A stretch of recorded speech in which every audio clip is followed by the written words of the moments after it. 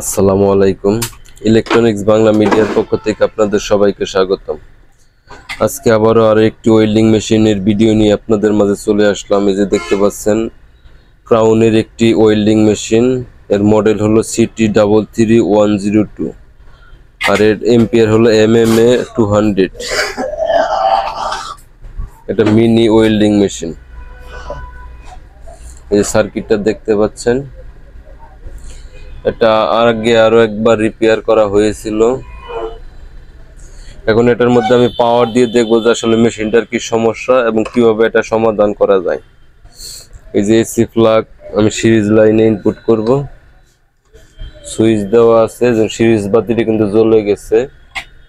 Capacitor filtering ভোল্টেজের জন্য দেখুন বাতিটা কিন্তু আবার নিভে গেছে। যদি দেখতে পাচ্ছেন এটা ডিসপ্লের মধ্যে কিন্তু কোনো লেখা শো করতেছে না। যে এসি কোড লাগানো আছে, আলাদা এসি কোড আমি তার দিয়ে জোড়া দিয়ে এখানে লাগাইছি। ডিসপ্লের মধ্যে কিন্তু কোনো পাওয়ার শো করতেছে না, কোনো লেখা শো করতেছে না। তার মানে এই ওয়েল্ডিং মেশিনের মধ্যে কোনো পাওয়ার নেই। সার্কিট কিন্তু এসি ভোল্টেজ ঢুকছে, এসি ভোল্টেজ না ঢুকলে কিন্তু ওখানে সিরিজ বাতি শো করতো না। এসি প্লাগটা খুলে ফেলি।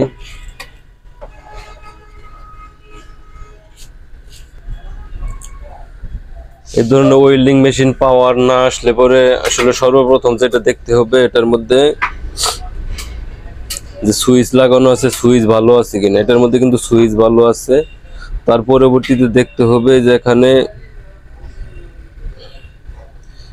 এসি ভোল্টেজকে ডিসি করার যে ডায়োড আছে রেকটিফায়ার, এই রেকটিফায়ারটা চেক দিতে হবে। দেখুন যেখানে 4 পিনের কিন্তু রেকটিফায়ার লাগানো আছে।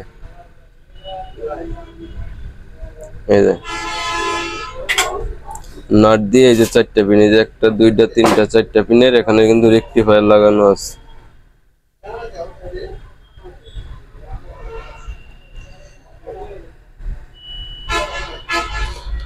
আর সবচাইতে সুইচ এবং রেকটিফায়ার যদি ভালো থাকে, তার পরবর্তীতে শর্টকাটে যে চেকটা করতে হবে সেটা হলো এটার মধ্যে যেহেতু পাওয়ার আসতেছে না, পাওয়ার না আসার কিন্তু কয়েকটা কারণ আছে। তার মধ্যে একটা হলো এটার মধ্যে যে পাওয়ার সাপ্লাই লাগানো আছে, ছোট ট্রান্সফরমার দেখতে পাচ্ছেন সামনে ড্রাইভার আইসি, এটা কিন্তু এটার পাওয়ার সাপ্লাই। এই চপার দিয়ে কিন্তু এটার পাওয়ার সাপ্লাই তৈরি করছে। এখানে যদি পাওয়ার সেকশনে কোনো সমস্যা থাকে সেক্ষেত্রে কিন্তু এটার আউটপুটে পাওয়ার আসবে না। আবার যদি আউটপুট ভোল্টেজ কোনো কারণে শর্ট থাকে তাহলে কিন্তু এটার মধ্যে পাওয়ার আসবে না। আমরা দেখবো যে এই মেশিনটার মধ্যে আসলে কোথায় সমস্যা, এসি ইনপুটের সমস্যা নাকি এটার আউটপুটের শর্ট। প্রথমে আমাদের এই যে এখানে যে আইজিবিটি গুলো লাগানো আছে, 2টা আইজিবিটি লাগানো আছে, এই যে একটা আইজিবিটি গুলা যদি শর্ট থাকে তাহলে কিন্তু এটার আউটপুটে পাওয়ার আসবে না। আইজিবিটি এটা আমি আগে মেপে চেক করে দেখব। মিটারটা ডায়োড মোডে রাখলাম। চেক করার শর্টকাট পদ্ধতি হচ্ছে এইটা। যদি কোনোভাবে একেবারে পাওয়ার না আসে, আমি মিটারের একটা প্রান্ত আইজিবিটির মাঝের পিন এবং একটা সাইডের পিন যে কোনোটার মধ্যে ধরবো, এটা শর্ট থাকলে শর্ট দেখাবে।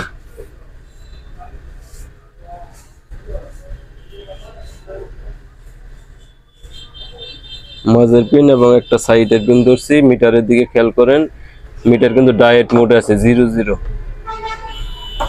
বা এই পার থেকে যদি এইভাবে মাপি,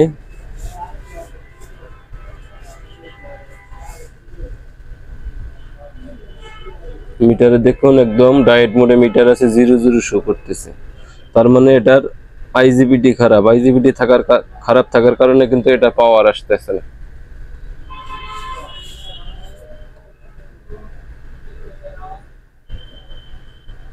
দুই সাইডেই মোসফেট এই আইজিবিটি ট্রানজিস্টর আমি ভেবে দেখতেছি।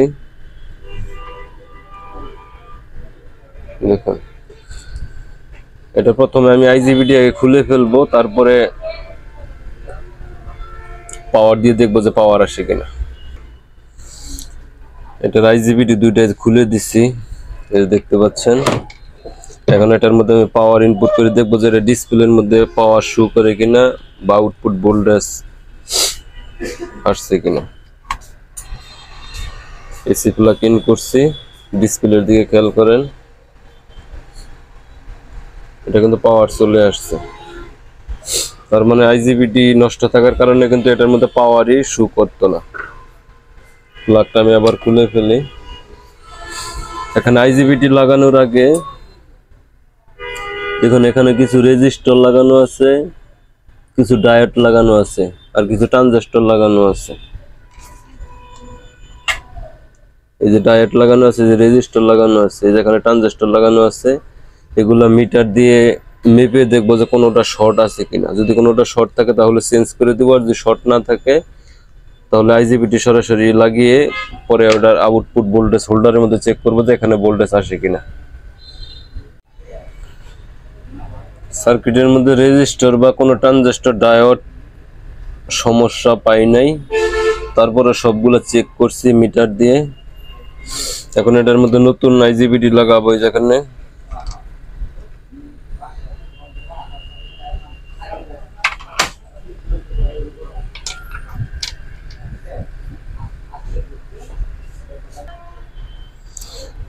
সার্কিটের মধ্যে আইজিবিটি লাগানো শেষ হয়েছে।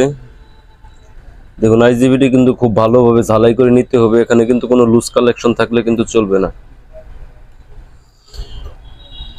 আর ট্রানজিস্টর এগুলা পাশাপাশি যেখানে একটি ডায়োড লাগানো আছে, ডায়োডটা কিন্তু চেক দিতে হবে। ডায়োডটা সমস্যা থাকলে কিন্তু এটার মধ্যে পাওয়ার আপ ডাউন করবে। এটা 2 পিনের একটা ডায়োড ট্রানজিস্টরের মতো, যে দেখতে পাচ্ছেন আইজিবিটির লগে। এই ডায়োডটা কিন্তু ভালোভাবে চেক দিতে হবে। এখন এটার মধ্যে আমি আবার পাওয়ার ইনপুট করে দেখবো এবং হোল্ডারের মধ্যে মেপে দেখবো যে ভোল্টেজ আসছে কিনা এবং ওয়েল্ডিং হওয়ার উপযোগী মেশিনটা হয়েছে কিনা।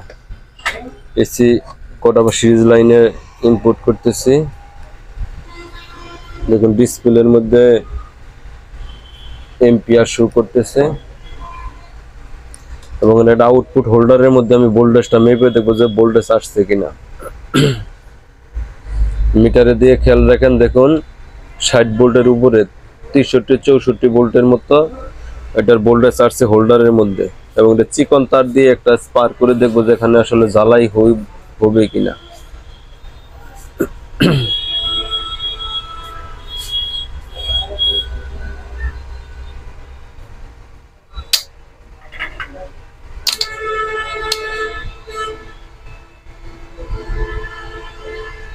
দেখতে পাচ্ছেন এটা কিন্তু স্পার্ক করতেছে, জ্বালাই হওয়ার উপযোগী আছে।